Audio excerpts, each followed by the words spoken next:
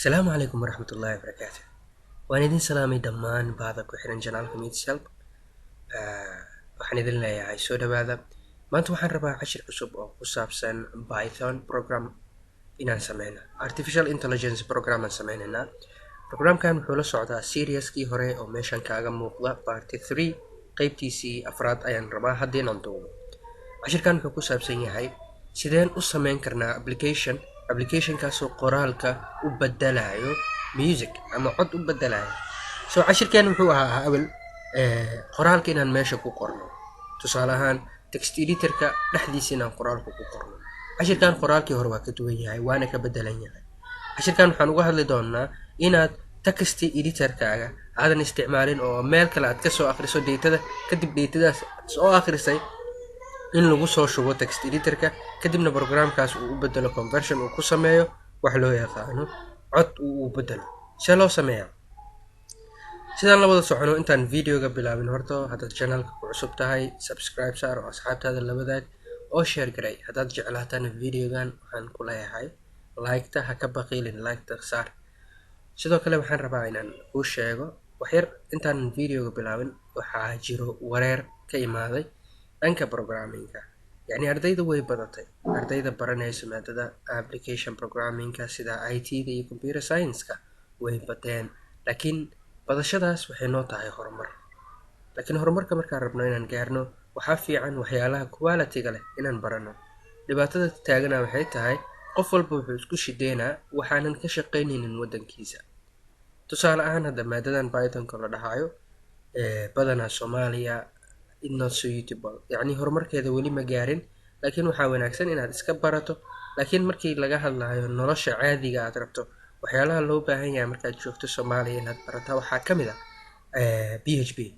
So Soomaaliya haddaad rabto inaad ka shaqaysato waxa ku caawinaya ama aad horumar ku gaari kartaa waa maadada loo yaqaano PHP-da. Python-ta yacni waxaa lagama maarmaan ah inaad iska barato qaab aad u barato hadhow waxay kaaga soo bixi doontaa meel. Tusaale ahaan dad Europe iyo meelahaas tagtaan programmingka designiyada ku horumareen haddaad tagto iminis waad isticmaali kartaa Python. Laakiin Soomaaliya markii laga hadlayo waxaan nahay waddan horumarayo ku horumarayna applicationada soo baxayana engineer fiican oo farta ka xiran. So taas waxay ahayd guubaabo aan rabo inaan siiyo dadka ku cusub maadooyinka loo yaqaano programming languageska. So maanta waxaan rabaa inaan cashirkeyga hore usii wato. Cashirkeyga maanta saan u sheegay ama videogan waxaan uga hadli doonaa sidee loo sameeyaa programkaasoo kasoo akhrinayo datada from filekaaga kasoo akhrinayo textiga ama notepad waa aragteen oo maleyna textiga lagu qoro wuxuu noqonaa filekaas oo waxaan ku qori doono kadibna aan usoo import gareynoono inuu qoraalkaas lasoo akhriyo kadibna loo sameeyo in la siiyo tusaale ahaan in la siiyo isheeg laga dhigo codkaasoo ku qoran text ahaan laakiin loo bedelay cod. So markaan rabo inaan isticmaalo waxaan u baahnaan karaa waxa loo yaqaano text editor inaan u baahnaado waa qasab. Sidoo kale inaan u baahnaado wax loo yaqaano GTTS inaan u baahnaado. Sidoo kale okay aan bilaawno videoga saan idinka hordhig.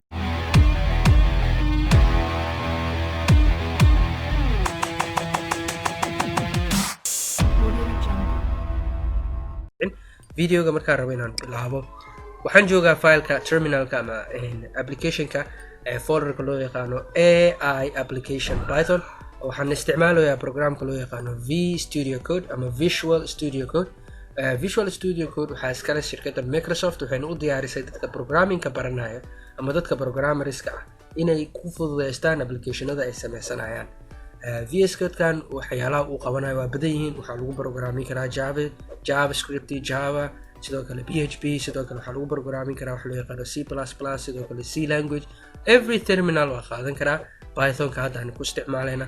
Marka programkan waa program aad u fiican. Waxaan ku leeyahay haddaad u baahan tahay la soo deg internetka free waa ugu yaala waa ka degsan kartaa. Marka waxaan rabaa folder inaan sameeyo.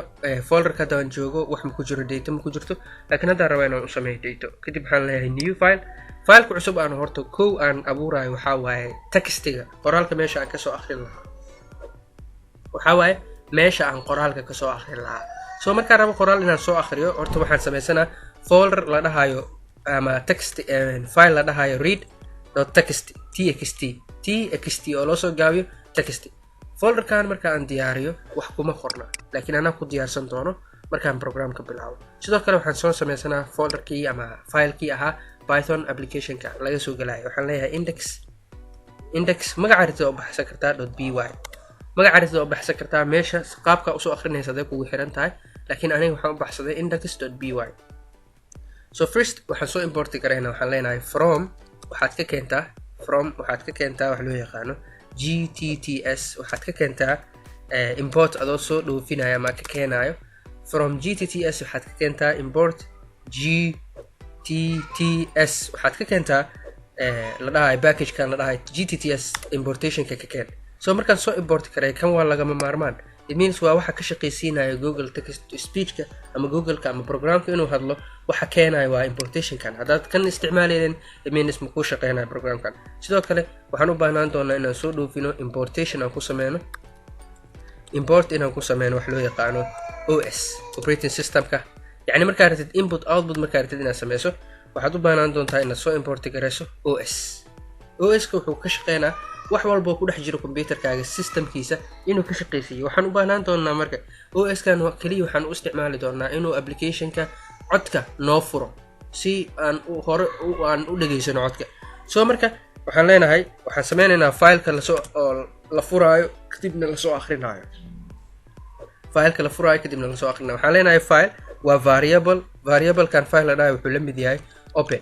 waxaad furaysaa wax loo yaqaano openkan waa functionkan oo Python, yacni programming language walba wuxuu leeyahay function oo application lagu furo, applicationkana lagu xiro. so applicationka marka wuxuu u baahnaan doonaa two argument in lasoo akhriyo kow wax loo yaqaano fileka magaciisa, kadibna qaabku loo soo akhrinayo modalka lagu soo akhrinayo in la fahmo. model waxaa laga wadaa applicationkan read miya only, write miya wax maa lagu qori rabaa, mise waa read iyo write uu iskugu jiraa. marka anaga applicationkan isticmaalayna waa read kaliya, laakiin read iyo write waan arki doonaa qaabku u shaqeynayo. so waxaan leenahay bracket aan furaynaa. meeshaan stringiga waxaa gelin doontaa tusaale ahaan meeshaan waxaa gelin doontaa programka aad rabto inaad soo akhriso magaciisa. waxaa la dhahaa read.txt, waxaa leedahay read.txt. it means wax kale maahan read.txt, wax kale maaha command leedahay. waxaa laga wadaa programkan open aad ku sameynaysaa, kana soo akhrinaysaa, read kana furaysaa. horta markii la furo kadib maxaa lagu sameynaa read waa la akhrinaa. so markii la akhriyo maxaa dhacayo kadib markii la akhriyo waxaa ku daraysaa argumentigan waxaa ku raacsiinaysaa .read functionka loo yaqaano akhri aad raacsiin doontaa. kadib markaad raacsiiso sidoo kale .replace waxaad ugu bedeshaa wax loo yaqaano mar walbo inuu noqdo /n. datada markii lasoo akhriyay ay badato in la geeyo /n, kadibna waxaad kusoo bedeshaa variableka empty-ga ah. means meeshaan waxaad soo gali doono wax markii lasoo akhriyo meeshaan soo gali doona, kadibna conversion lagu sameyn doonaa. kadib waxaan leenahay enter aan leenahay. so enter markaan dhahno meeshaan waxaa qalada jira lahay can't assign to error expression with a Python. okay maxaa khaldan kan gadaal u celi. okay hadoo shaqeeyay means hoosta iskaga jirtay text editorkan waxaa saas lagu arkaa mararka qaar. enter aan leeyahay. so marka hadda waxaan sameeyay waxaan furay programkii, kadibna programkan replacement aan ku sameeyay, kadib programkan la akhrinayo wuxuu noqon doonaa fileka ku jiro readka marka waxaan rabaa inaan wax ku qoro. intaan wax ku qorin horto programka si aan u sii arko waxaan sameyn doonaa speech. waxaan qori doonaa meeshaan waxaan ku qori doonaa speech oo variable ah. variablekan wuxuu ii qaabilsanaan doonaa wixii oo textiga la soo geliyo in la soo akhriyo. so wax la soo akhrinayo maxay yihiin? tusaale ahaan waxaan leeyahay marka wax kale ma sameynayo. waxaan leeyahay gtts oo kana functionka la bracket aan furi doonaa. waxaan gelin doonaa text waa qoraalka wuxuu la mid noqon doonaa saan u jeedno. qoraalka wuxuu la mid noqon doonaa aan leenahay equal wuxuu la mid noqon doonaa stringigaas ay ku jirto wax loo yaqaano stringiga. maxaa filaysaa waxaa ku jiro file, wax kale ma aha. gtts kan wax kale ma sameynayo equal meeshaan equal ka tagtay. okay gtts wax kale ma sameynayo, يعني فايلkan wax ku jiro uu text u bedeli doonaa so text markuu u bedelo waxaan sameyn doonaa marka textiga loo bedelayo Soomaali miya English miya marka computerka badana wuxuu isticmaalaa luqadan language-kayga wuxuu la mid noqon doonaa aan leenahay language-kayga wuxuu la mid noqon doonaa equal aan leeyahay English ama aan usoo gaabino en marka saasnaano command leenahay kadib slow yani codka lagu hadlaayo ha ahaado slow is equal false it means codkiisa fasiixa ahaado tusaalaan codadka markii laga hadlaayo haddii slow motionkiisa uu slowgiisa uu yahay fast ama slow uu yahay cod laciif ah kaga soo baxaya it means codka false slowgiisa ahaado sidoo kale markaas saas dhahano waxaan leenahay speech variable-ka aan speech-ka aan u bixinay dot waxaan leenahay dot save waxaad ku save gareysaa dot save aan leenahay dot save waxaad ku save gareysaa bracket fureysaa hadda waxaa laga rabaa meeshan inaan ku save gareyno magaca aan u baahanahay inaan u bixino tusaale ahaan waxaan u bixinaynaa kii hore lesson 1 uu ahaa kan waxaan u bixin doonaa lesson 2 dot mb3 waxaan u bixin doonaa lesson 2 dot mb3 oo macnaheedu yahay fileka ka soo bixi doona meesha inuu noqdo lesson 2 dot mb3 kadibna intaan leenahay so waxaan ku sii dari doonaa wax loo yaqaano markii datadan la sameeyo oo mb3 ga loo bedelo waxaan dhigi doonaa name kan wuxuu la mid noqon doonaa direct waa ka tagi kartaa direct ma iska raafi kartaa intaan leedahay name labadii waxaa leedahay equal wuxuu la mid yahay variable kana qoraysa waxaa leedahay audio waxa yani marka variable-ka la bedelo waxa ka soo bixi doona waxa loo yaqaanaa inaan name-kan ku shubo audio has successfully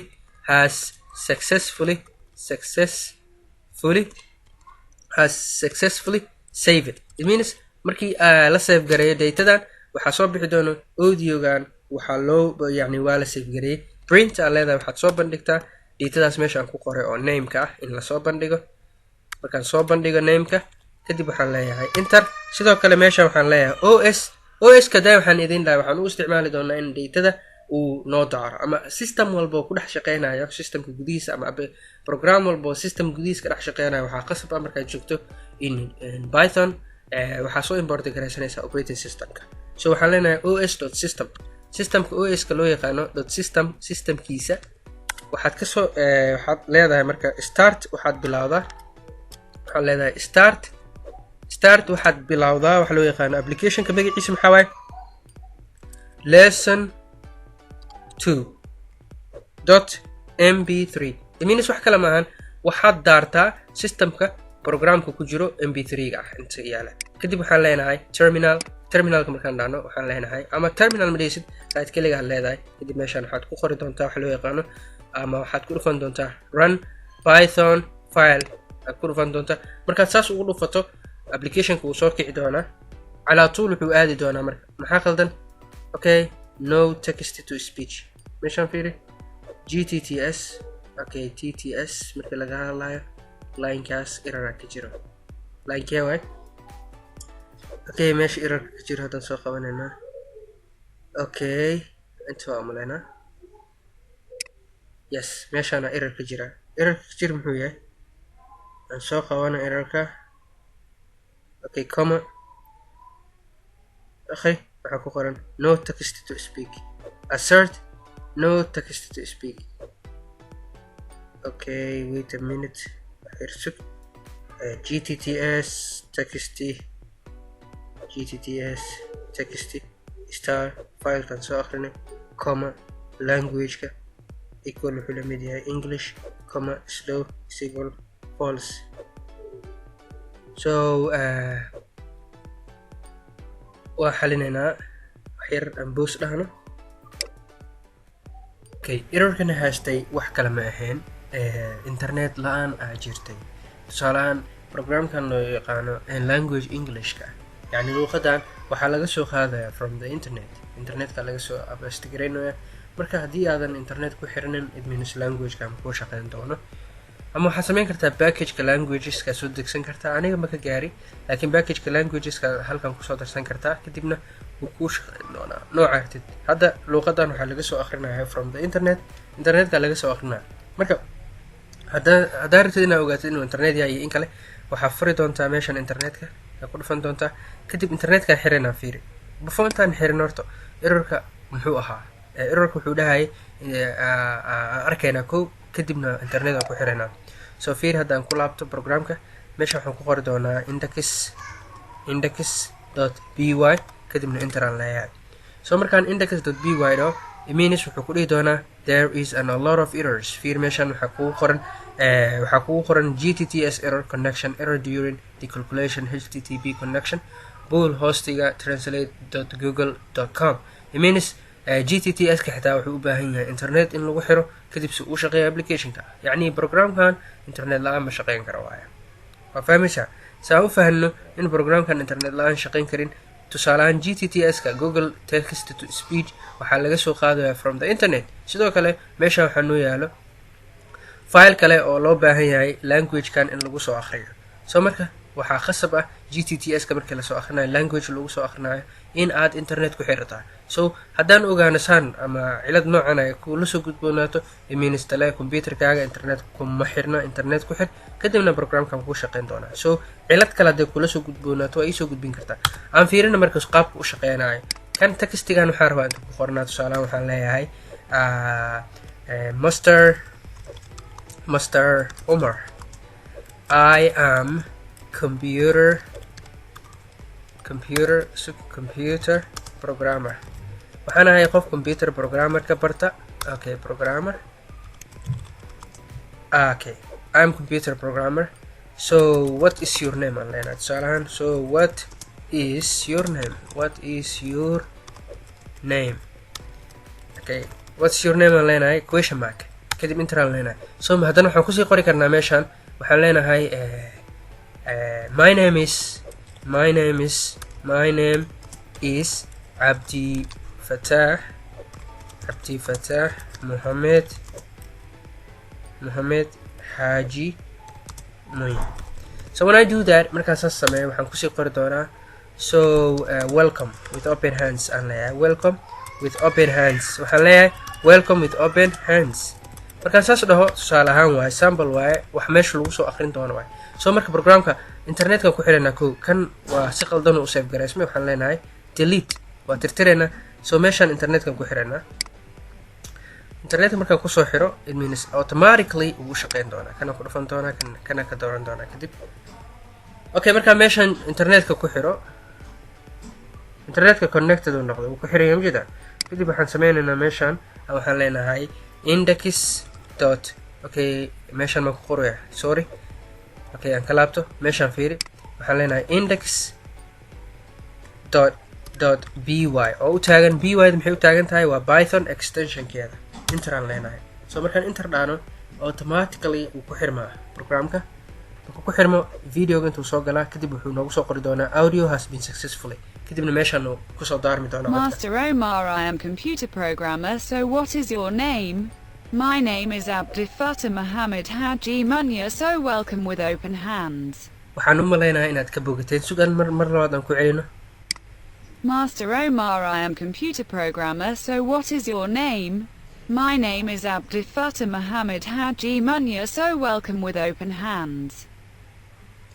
okay saa u jeedaan markaan ka hadlaynay applicationka waxa soo daarayo automatically play uu noqday saa u jeedaan kii hore automatic play ma ahayn lessonkii hore kan lessonkii hore wuxuu uga duwan yahay automatic play uu leeyahay saa isdaarayo sidoo kale wuxuu leeyahay meesha aan ugu qori jirnay awal applicationka textigiisa qaabkaan u qori jirnay waan ka bedelnay awal inta meelahan aan ugu qori jirnay laakiin hadda waxaan ku bedelnay filekan aan ku bedelnay in laga soo akhriyo readkan kadibna lagu soo shubo speechka markii lagu soo shubona kadibna GTTS in loo bedelo GTTS markii loo bedelana speechka in lagu save gareeyo mp3 kadibna la dhaho datadaada waa la save gareeyay si fiican loo save gareeyay kadibna uu noo soo baxo outputka so waan sameynay so waxaan idin leeyahay dad cashirkan ku faa'iiday waa ku mahadsantahay sidoo kale haddii aad channelka ku cusub tahay mar labaad iyo mar saddexaadba subscribe saa haddii aad videoga ka heshaa like saa sidoo kale haddii aad u baahan tahay inaad caawimaad iga hesho